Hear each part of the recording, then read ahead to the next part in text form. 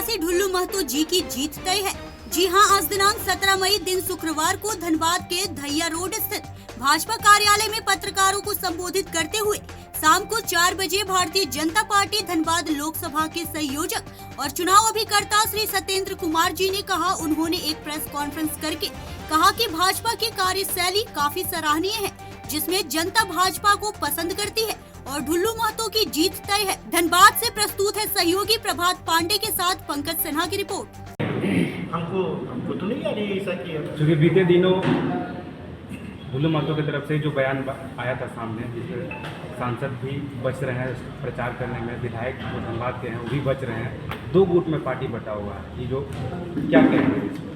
मैं यह नहीं मानता हूँ कि भारतीय जनता पार्टी 2 गुटों में बची। भारतीय जनता पार्टी का एक ही गुट है, कमल, और सारे नेता नेतृत्व, चाहे वो सांसद हो चाहे विधायक हो, सब के सब भारतीय जनता पार्टी के कमल के साथ।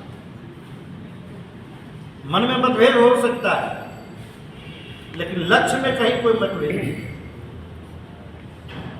सबको मोदी को जिताना है, मोदी जी को दूसरी बार प्रधानमंत्री बनाना है, और इस संकल्प के लिए सारे नेता दृढ़ संकल्प।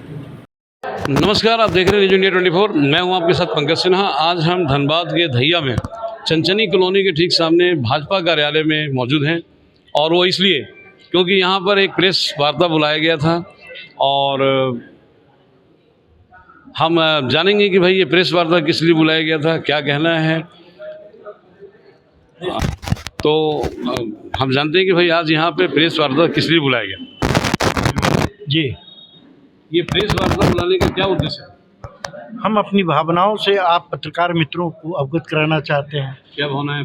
मेरी भावना है, भारतीय जनता पार्टी के कार्यकर्ता चुनाव के लिए लग चुके हैं, और वो कार्यकर्ता मंडल, शक्ति केंद्र और बूथों तक कार्य मेरा प्रारंभ हुआ है।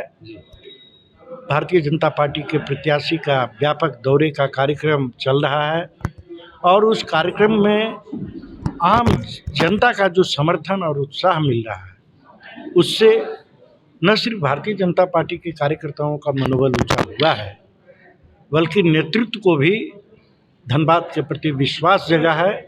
जिस उम्मीद से हमने ढुल्लू महतो जी को धनबाद लोकसभा में प्रत्याशी बनाया है, वह साकार होगा।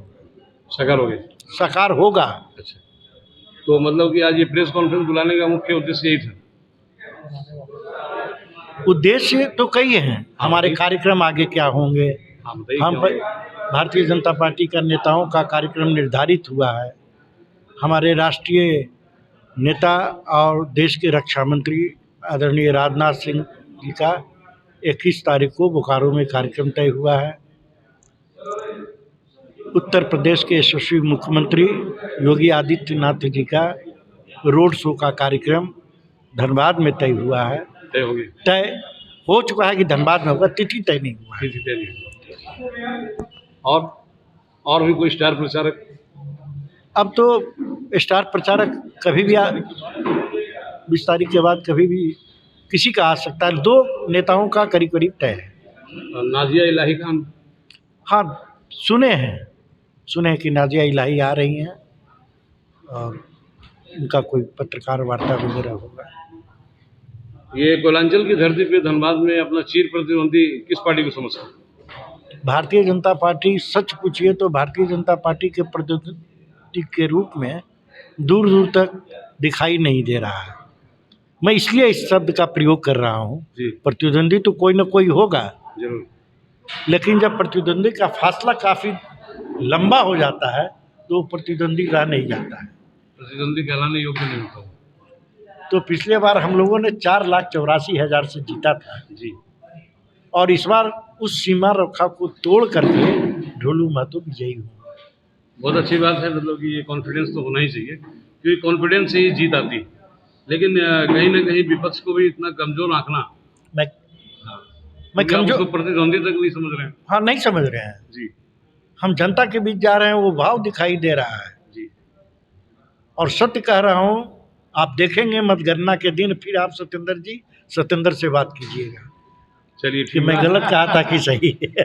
तो 4 जून के बाद सत्येंद्र जी से बात किया जाएगा, कि भाई इनकी बात सही होती है या गलत। Pankaj Sinha, news India 24।